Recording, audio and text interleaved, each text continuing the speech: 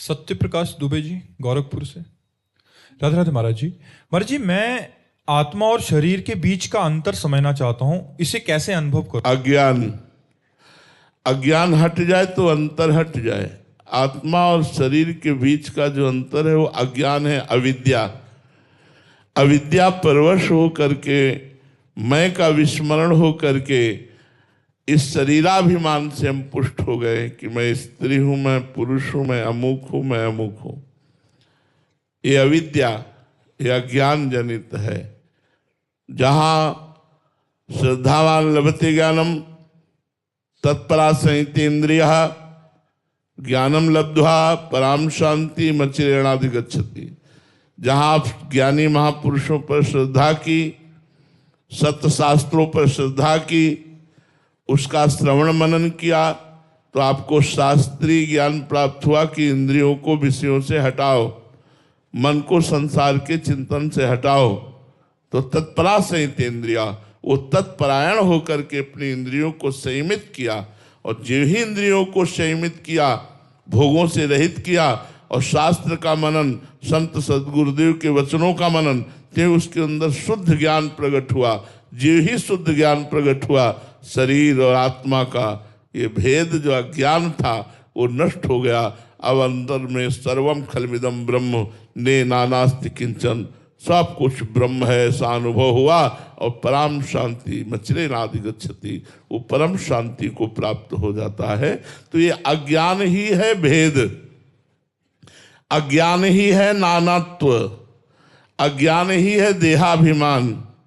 ये संतों के सत्संग, शास्त्र स्वाध्याय और खूब डट के भजन करने से अज्ञान की निवृत्ति हो जाती है, ते ही अपने स्वरूप का बोध हो जाता है। अभी हम लाख बातें बोध की करें, ज्ञान की करें, लेकिन हमारी स्थिति शरीर में ही है। हम शरीर को ही अपना मैं मानते हैं। शरीर के सुख दुख को, शरीर के मान अपमान को, शरीर के लाभ हानि को ही हम अपना लाभ हानि, मान अपमान, दुख सुख मानते हैं। जब अज्ञान निवृत्त हो जाएगा तो कोई प्रभाव नहीं पड़ेगा। मानापमानस तुल्यो तुल्य निंदात्म संस्तुति, मान अपमान में समान, स्तुति निंदा में समान, लाभ हानि में समान, उसकी सम स्थिति हो जाएगी। ये अज्ञान के कारण ऐसा होता है। महेश प्रजापति जी, पाली से। राधे राधे महाराज जी। महाराज जी, मैं 2 वर्ष से आपका निरंतर एकांतिक वार्तालाप सुन रहा हूँ, वह निरंतर दिनचर्या भी चल रही है आपकी कृपा से। लेकिन महाराज जी, तृणादपि सुनिचेन तरोरपि सहिष्णुना अमानिनान मानदेन कीर्तना सदाहरी जैसी अवस्था में धारण मैं कर पाऊं, ऐसी मेरी स्थिति नहीं है। हर वक्त मन दूसरों के दोषों में ही लगा रहता है। ये बहुत गलत बात है। परदोष दर्शन, परदोष कथन और परदोष श्रवण, ये साधक को कभी आगे नहीं बढ़ने देते, भ्रष्ट कर देते हैं। यहां तक हम कह सकते हैं कि आपकी साधना भी नष्ट हो जाएगी।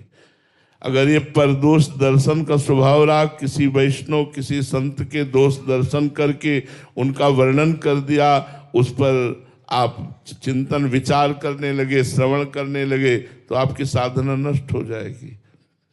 पर निंदा करना, पर निंदा श्रवण करना, ये सब महत् सुकृत नष्ट करने वाले हैं।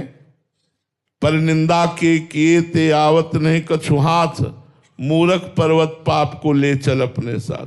दूसरों का दोष दर्शन, दूसरों की निंदा का कथन, दूसरों की निंदा का श्रवण, हाथ तो कुछ लगना नहीं, पाप की पोटरी बांधकर नरक जाना होता है। भक्तन निंदा अति बुरी, भूल करे जिन कोय, किए सुकृत बहुजन्म के छिन्न में डारे खोए। भक्तों की निंदा तो अति बुरी, यदि कहीं भक्तों की निंदा कर दी तो बहुत जन्मों के सुकृत एक क्षण में नष्ट हो जाएंगे और आपका अमंगल हो जाएगा। ये वृत्ति नहीं रहनी चाहिए, इसको हटाइए आप। साधन चाहे कम बने, पर दोष दर्शन नहीं होना चाहिए। सब में भगवत भावना करके प्रणाम करो। सब सतोगुण, रजोगुण, तमोगुण की प्रेरणा से कर्म हो रहे हैं। अंदर में अंतर्यामी परमात्मा बैठा हुआ, उसको देखो, क्रियाओं को मत देखो। सबका परम कारण परमात्मा है, इसलिए उसी को नमस्कार करो। चाहे क्रूर हो, चाहे पापी हो, चाहे दुष्ट हो, चाहे महात्मा हो, सब में एक ही प्रभु विराजमान है। ऐसी भावना से दोष दर्शन का नाश करो। आर्ची वत्रा जी, राधे राधे महाराज जी। गुरुदेव, आपने तो बहुत छोटी अवस्था से ही नाम जप का अभ्यास शुरू कर दिया था, इसलिए आप बीमारी में भी नाम लेते रहते हैं। पर जिसका जप बहुत कम है और जो शरीर के दुख में उलझकर जप भी उतना ना कर पा रहे, पीड़ा वश, वे क्या करें महाराज जी ऐसी स्थिति? आश्रय तो ले सकते हो ना। हे प्रिया प्रीतम, आपके सिवा हमारा कोई नहीं है। हे प्रभु, मैं आपकी शरण में हूं। थोड़ी थोड़ी देर में बोलते रहो, हे नाथ मैं आपकी शरण में हूं, हे हरि मैं आपकी शरण में हूं, हे कृष्ण मैं आपकी शरण में हूं, हे श्यामाजू मैं आपकी शरण। आप देखो आपका भजन बढ़ने लगेगा, शरणागति पुष्ट होने लगेगी। ये जरूरी आपकी वृत्ति होनी चाहिए कि हमें प्रभु से जुड़ना है, हमें प्रभु के होना है। ये अंदर की भूख हो और जबान से आप बोलते रहो, हे नाथ मैं आपकी शरण में हूं, तो आप देखना आपका भजन बढ़ने लगेगा, आपकी वृत्ति बढ़ने लगेगी। और ये पक्की बात है कि जितना लंबा अभ्यास होता है उतना ही अभ्यास पुष्ट होता है। अब जैसे बचपन से अभ्यास किया गया है, हम आपसे बातचीत कर रहे हैं, लेकिन हमारे दिमाग में वही छाया है। जो हम एकांत में चिंतन करते हैं वो दिमाग अलग चल रहा है। जैसे आप सुन रहे हो, दो काम हो रहे हैं, आप सुन रहे हो लेकिन अंदर कुछ और चल रहा है। ऐसे ही हम बोल रहे हैं पर अंदर कुछ और चल रहा है, साथ में चल रहा है। ये अभ्यास योग युक्तेन चेतसा नान्यगामिना, ये अभ्यास से होता है। ये बात तो पक्की है, पर आज से हम अभ्यास अपना बढ़ाएं, भगवान की शरणागति की भावना लाएं, जिससे हमारा भजन बनने लगेगा। वर्षा जी, राधे राधे महाराज जी। महाराज जी, आपने सत्संग में कहा था कि बोलने की इच्छा भी ना हो, फिर भी अगर आप व्यवहार में हो तो बोलो और स्वयं को गुप्त रखने का प्रयास करो। परंतु गुरुदेव, जहां देखो व्यर्थ वार्ता में लगे लोगों से ही सामना होता है। ऐसे में संतुलन बनाना बहुत कठिन सा हो रहा है। कहीं 4 लोग शामिल होते हैं तो प्रपंच की वार्तालाप ही होती है, अगर उठ के चले जाओ तो शरीर संबंधी या लोग अपमान मान लेते हैं कि महाराज जी ऐसे में सबको प्रसन्न रखना बड़ा कठिन सा हो रहा है भजन मार्ग पे। अगर आप संसारिक वार्ता करते, घर गृहस्थी की वार्ता करते, परिवार संबंधी वार्ता करते, अब नाइन रहे हेमा ठौर, अब हमारी जगह नहीं रह गई। पर हम आपकी बात सुनेंगे, हम शांत बैठे हैं चुपचाप, ना दृष्टि देंगे और ना हाँ बोलेंगे। हमारा मंत्र चल रहा है, नाम चल रहा, बैठे हैं, बोलते रहिए। आप चिड़ियां चहचहा रही, बस ऐसी आवाज सी आएगी, हमारी पकड़ में कुछ नहीं आएगा आप क्या बोल रहे हैं। तो परमार्थी को ऐसा रखना चाहिए अपना व्यवहार। मान लो पति है या सास है या ससुर है या परिवार के जन है, वो बात करना चाहते हैं और हम अगर बात नहीं करेंगे तो फिर विरोध पैदा हो जाएगा। तो घर गृहस्थी में थोड़ा सा अपने को ढील देकर नाम का आश्रय लेकर थोड़ी बात कर लेनी चाहिए। ज़्यादा प्रपंच में चित्त नहीं देना चाहिए, उनको बोलने देना चाहिए, अपना सुनना चाहिए। बीच बीच में अवसर मिले तो अच्छा, हाँ वो समझने बहुत अच्छे से सुन रहा है, और नाम जप करते रहना चाहिए। अंकित अग्रवाल जी, यूएसए से। राधे राधे महाराज जी। महाराज जी, शरणागति की क्या क्या स्टेजेस हैं, जैसे प्रारंभिक शरणागति, मध्यम या पूर्ण शरणागति, और इनके लक्ष्य में हमारी आसक्ति है। यदि विषय का चिंतन हो रहा तो विषयों में आसक्ति है, शरीर का चिंतन हो रहा तो शरीर में आसक्ति है, शरीर संबंधी रिश्ते नातेदारों का चिंतन हो रहा तो उसमें आसक्ति है। धाम, इष्ट और गुरु का निरंतर चिंतन होना ही आसक्ति और भजन। सार्थक जी, अनूप शहर से। राधे राधे महाराज जी। महाराज जी, साधक उस परिस्थिति में खुद को कैसे संभाले जब उसे ना तो भगवत प्राप्ति का अभी यथार्थ अनुभव हुआ है और भोगों का आकर्षण भी बढ़ रहा है, तो खुद को संत समागम, संत संग करे। अगर संत संग करेगा तो बच जाएगा, नहीं तो भोगाकर्षण परमार्थ में नहीं बढ़ने देगा, उसे गिरा देगा। अगर संत संग करेगा तो रोज नया उत्साह मिलेगा उसको। नाम जप और सत्संग। मन तो चंचल सबनते, याको कौन उपाय, बोले साधन को हरि भजन है, कै सत्संग सहाय। मन बड़ा चंचल है, भोगों की तरफ जा रहा है, क्या उपाय है इसे हम परमार्थ में लगावें? तो बोले प्रधान उपाय है हरि भजन, नाम जप करो। द्वितीय सहायक उपाय है सत्संग। अगर संतों का संग होता गया तो एक नया उत्साह भजन में बढ़ेगा, भोगों के त्याग के लिए प्रेरणा मिलेगी, भोगों के त्यागने का उत्साह मिलेगा, भजन करने की प्रवृत्ति बढ़ेगी, तहाँ आप परमार्थ पे आरूढ़ हो जाएंगे। सत्संग जरूरी है। आजकल तो बहुत सुविधा है, मोबाइल में सत्संग सुन लीजिए, आप चलते फिरते उठते बैठते कहीं भी आप सत्संग सुन लीजिए, किसी भी संत का सुन लीजिए। अब तो बहुत से महापुरुषों के वचन डाले जाते हैं, जिनमें आपकी रुचि हो, श्रद्धा हो, उन संतों के प्रवचन सुनते रहिए, निश्चित आपका मन उत्साहित होकर भजन में लग जाएगा। मयंक जी फिरोजपुर से। राधे राधे महाराज जी। महाराज जी, आपके श्री मुख से सुना है कि गृहस्थ में रहते हुए भी निरंतर नाम जप और धर्म पूर्वक जीवन जीकर भगवत प्राप्ति हो सकती है।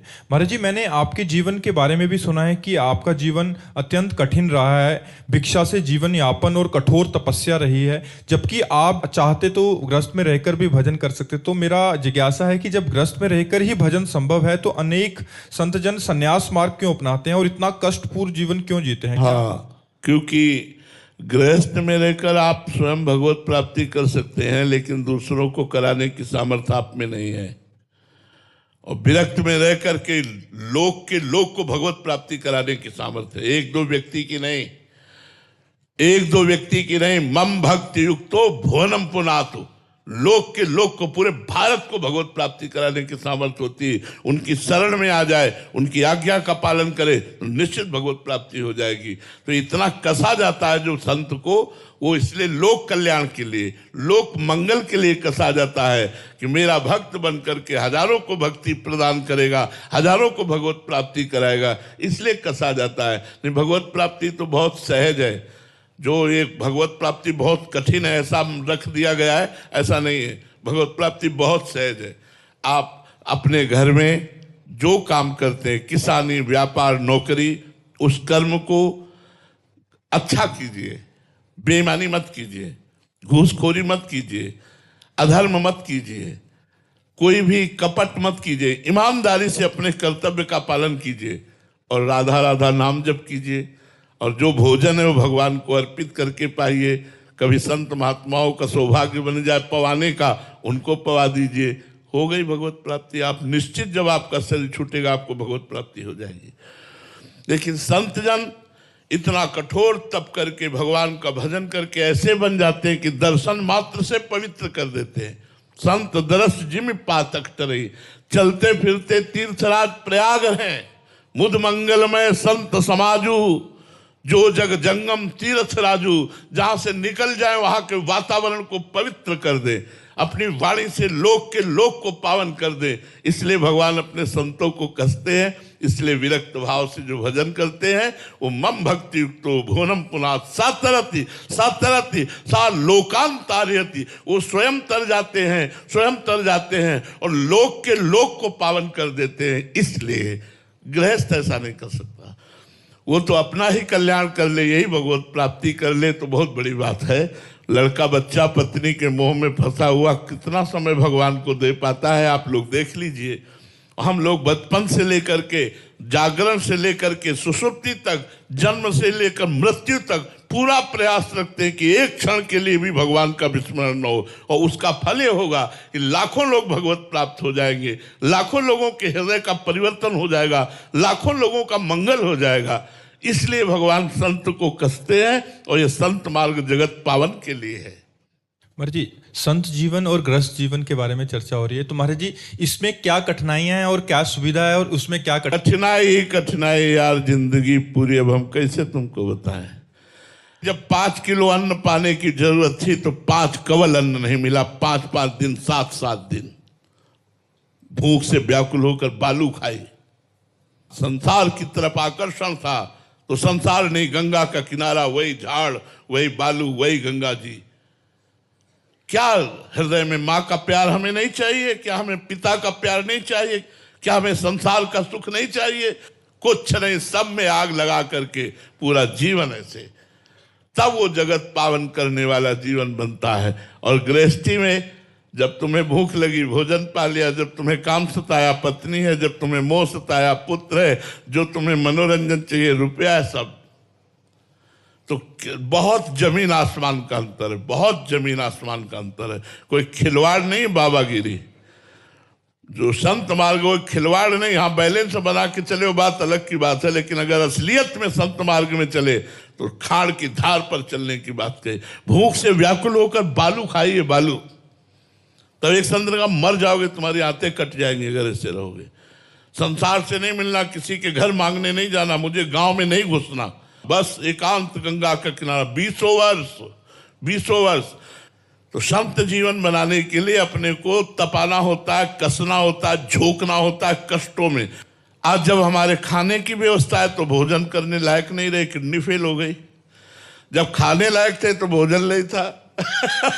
भगवान की लीला देखो, आज जब सब सुविधा है, पानी भी छक के पीना हमारे लिए अलाउ नहीं है। डायलिसिस शरीर को पानी भी एक लिमिट से मिलता है, भोजन की तो बात जाने दो। तुम्हारे जी आपको लगता नहीं पूरा जीवन कष्ट में ही व्यतीत हो गया? अरे हमारा पूरा जीवन जिस आनंद में व्यतीत हुआ ब्रह्मा को भी नहीं मिला।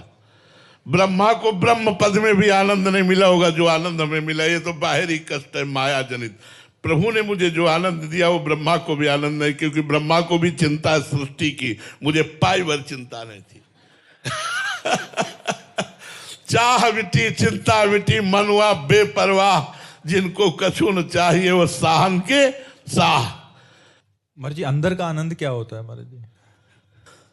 एक गुलाब जामुन तुम्हें खवावे, पूछे कैसा लगा, बोले मीठा लगा। कितना मीठा लगा? बहुत मीठा लगा। इसके बाद कितना बहुत मीठा लगा? तो कहोगे खा के देख लो, तो आप शिष्य बने हो, भजन करो, अंदर जान जाओगे। अंदर के आनंद को शब्दों में व्यक्त नहीं किया जा सकता। आप कर सकते हैं कोई, आप ये कह सकते हैं बहुत अच्छा लग रहा है, बहुत आनंद है, लेकिन कैसा है?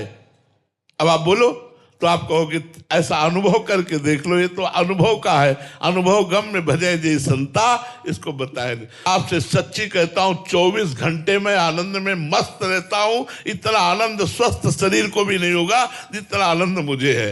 ये मुझे शरणागति का, भगवान की चरण शरण का प्रताप है, नहीं तो कुछ नहीं है। मनुष्य जीवन में हमारे पास कुछ नहीं है भगवान के सिवा। उन्हीं भगवान का ये प्रताप उदय हुआ है। श्री राधा वल्लभ लाल की।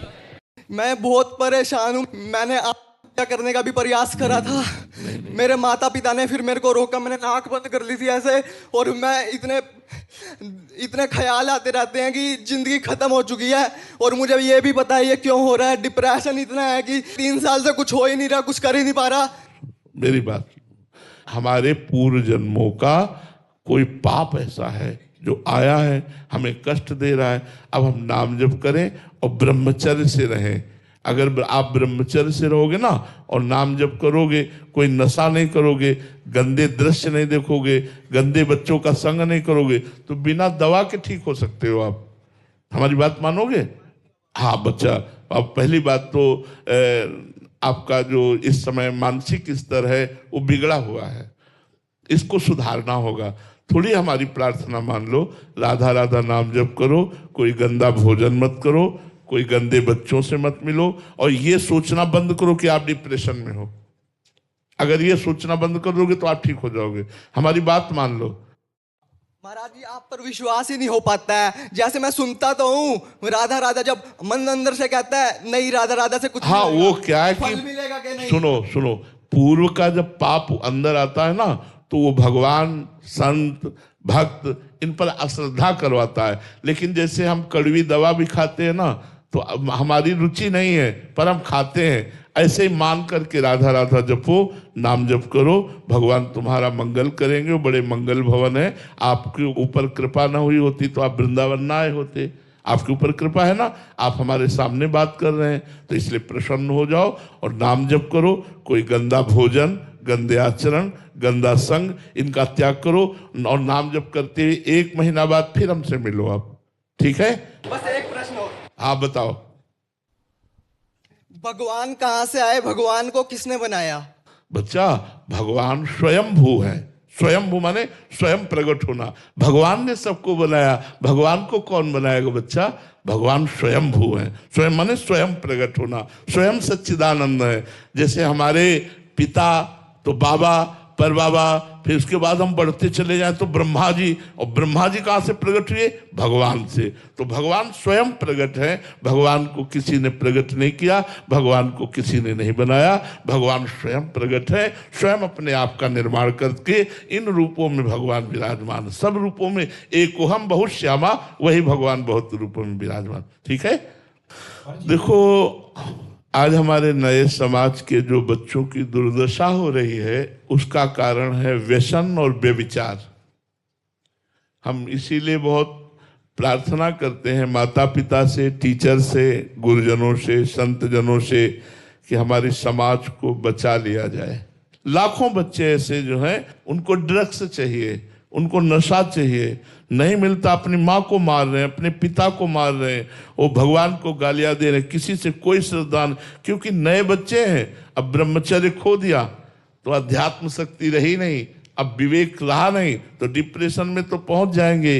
व्यभिचार और व्यसन ये समाज के वो कीड़े हैं जो समाज को नष्ट कर देते हैं। ये मनुष्य जीवन नष्ट करने के लिए मिला है, आनंद के लिए मिला है। अगर हम धर्म से चलें, ब्रह्मचर्य से रहें और भगवान नाम जप करें, दूसरों का उपकार करें, माता पिता के चरण छुएं, माता पिता की आज्ञा में रहें, अभी उत्तम जीवन हो जाए। अभी मनमानी आचरण करने वाले बच्चे, नशाखोर और व्यभिचार करने वाले बच्चे, ये अंत में उनकी ऐसी दशा। ये पहला बच्चा नहीं है, पर भगवान सबकी रक्षा करें, भगवान सबका मंगल करें। हम यही माता पिता और टीचर जो स्कूल में पढ़ाते हैं और संत महापुरुषों से जो समाज में जाकर उपदेश करते हैं, प्रार्थना करते हैं कि हमारी भारत की नई पीढ़ी को बचा लो, जो व्यभिचार और व्यसन में प्रवृत्त होकर पूरे धर्म की धज्जियां उड़ा रहे हैं, इन बच्चों को बचा लो। ये जवान बच्चे हमारे समाज के काम आ जाएंगे। अगर इनकी बुद्धि शुद्ध हो जाएगी तो अपने परिवार को, अपने समाज को ये सुख देने वाले बन जाएंगे, नहीं अपने आप को मिटा देंगे। आज हर नया बच्चा नशा करने पर उतारू है, हर नया बच्चा गंदे आचरण पर उतारू है। मोबाइल, नाना प्रकार के दृश्य देख करके उनमें उन्मत्तता उनकी छा रही है। बहुत से बच्चे ऐसे हैं जो ड्रग्स आदि लेकर अपने आप को बिल्कुल कंट्रोल फ्री कर चुके हैं। जो मनाया सो कर रहे हैं, जो मनाया सो खा रहे हैं, जो मनाया सो बोल रहे हैं, जैसे मनाया वैसे जी रहे हैं। ऐसा जीवन नहीं, बिना अध्यात्म के पशुवत जीवन हो जाता है। महाराज जी बहुत सारे अभी तो महाराज जी कुछ बच्चे आपका प्रवचन सुन के आगे बढ़ने लगे हैं और बाहर निकलना चाहते हैं, बट कॉलेज की हालत महाराज जी ऐसी है, जहां हॉस्टल में रहते हैं, स्कूलों में, और बाहर समाज की बहुत ऐसी दुर्दशा हो गई है। सोशल मीडिया आदि का जमाना है महाराज जी, जैसे हम देखते हैं वैसी हमारी मान्यताएं बन जाती हैं और वैसा ही हम क्रियान्वित होने के लिए प्रयासरत हो जाते हैं। तो ऐसे में महाराज जी बहुत दुर्दशा है, बहुत दुर्दशा है महाराज जी। मतलब बाहर निकलना अति असंभव सा लगता है कि कैसे निकल सकता है यदि निकलना चाहे तो। अगर ये हमारी बात मान ले तो 1 महीने में ठीक हो, क्योंकि पाप नष्ट होंगे नाम जप करने से, और संयम से रहे, पवित्र भोजन, अभी शांति प्राप्त हो जाएगी। मन को शांति चाहिए। ये जो दशा है अशांत दशा है। किसी दवा में इतनी ताकत नहीं कि तुम्हें शांति दे सके। दवा तुम्हें बेहोश कर सकती है, दवा तुम्हें नींद में सुला सकती है, 2-10 घंटे के लिए आपको बिल्कुल बेसुध कर सकती, लेकिन शांति नहीं दे सकती। शांति होगी विवेक से, अध्यात्म से, भजन से, सत्मार्ग से। आजकल बच्चों को बैठालकर अध्यात्म सुनाया ही नहीं जा रहा, नाम जप करवाया ही नहीं जा रहा। बस माता पिता बालक कहीं बुलावें, उधर भरे सोई जतन सिखावें। एक बहुत बड़ा एक रोग आ गया, नकारात्मक जो विचारों का इतना बड़ा। कल भी 1-2 बच्चे आए थे महाराज जी, इतना नेगेटिव सोच है कि मतलब वो पॉजिटिव लेना ही नहीं चाह रहे। मतलब वो शुरुआत कहां से करें, उनको ये देखो, पाप का फल है नकारात्मक सोच और पुण्य का फल है सकारात्मक सोच। सकारात्मक सोच इतनी बढ़ जाती है भजन करने से कि देखो किडनी फेल है, रोज डायलिसिस हो रहा है, कष्ट हो रहा है, लेकिन उसकी कोई परवाह नहीं है। नकारात्मक सोच इतनी बुरी होती है कि वो स्वस्थ है, सब अंग उसके पुष्ट हैं, लेकिन बेकार जीवन है। पाप और पुण्य ये 2 कर्म हैं। अब पुण्य कर्म करना नहीं चाहता, पाप कर्मों में रत है, तो निगेटिव सोच तो बढ़ेगी ही बढ़ेगी। फिर परिणाम में नकारात्मक सोच में न भगवान को मानेगा, न संत को मानेगा, न शास्त्र को मानेगा, दुर्गति को प्राप्त होता चला जाएगा। ये तो भगवान की बड़ी कृपा है कि आज हमारे भारत की समाज संतवाणी सुन रही है, सत्संग सुन रही है, सुधरना चाहती है। और नए बच्चे अधिकतर तो हम बड़ी भगवान की कृपा मान रहे हैं कि भगवान की कृपा से आज हमारी वाणी को नौजवान लोग सुनते हैं, सुनकर सुधरना चाहते हैं। पर यदि वो सुधरना ना चाहें तो हमारी ताकत नहीं कि हम सुधार सके। संख्यों लोग आते हैं जो ऐसी ही परेशानियों से युक्त थे, नाम और अच्छे आचरण और अच्छा जीवन व्यतीत करने जैसे गुरुजनों के वचनों के अनुसार उनका जीवन महाराज जी एकदम बदल गया। पूरा परिवार ही मतलब परिवर्तित हो गया उनके स्वभाव के कारण। बिल्कुल बदल जाएगा, बिल्कुल बदल जाएगा। इसमें शांति नहीं है। भोगों में, रुपया में, पद में, प्रतिष्ठा में, नशा में, इसमें शांति नहीं। शांति है धर्म से चलो, माता पिता की आराधना करो, जो बुजुर्ग जन है, गुरुजन है, उनकी सेवा करो, नाम जप करो, पढ़ लिख कर अच्छे अधिकारी बनो, समाज की सेवा करो। अब ये सब शिक्षाएं कहाँ मिल रही हैं? स्कूलों में, हॉस्टलों में स्वतंत्र रूप से बच्चे मनमानी आचरण कर रहे हैं, जिन आचरणों का परिणाम ये सामने आ रहा है कि वो सभा को विचलित करना चाहते हैं। नेगेटिव भावों की इतना जोरदार है कि उनको कुछ चमत्कार दिखाओ तब उनके समझ। और ये सबसे बड़ा चमत्कार है बुद्धि का शांत हो जाना, बुद्धि का पॉजिटिव हो जाना, बुद्धि का भगवान में लग जाना। यही सर्वोपरि चमत्कार है और कोई चमत्कार नहीं। मन बुद्धि को शांति मिल गई, सबसे बड़ी बात है। एक गरीब आदमी लेकिन संतोष करता है, वो शांत है, वो धर्म से चल रहा है, बड़ा सुखी है। और एक करोड़पति अरबपति वो परेशान है, निगेटिव विचार, भय, चिंता, शोक, बेविचार। तो अध्यात्म के बिना ये जगत अशांत रहेगा। अध्यात्म ही परम शांति प्रदान करेगा। अब अध्यात्म में चलना थोड़ा कठिन है, अध्यात्म में चलना कठिन है। यदि चल दिए और स्वाद मिल गया तो परम आनंद को प्राप्त हो जाएंगे, परम शांत हो जाएंगे।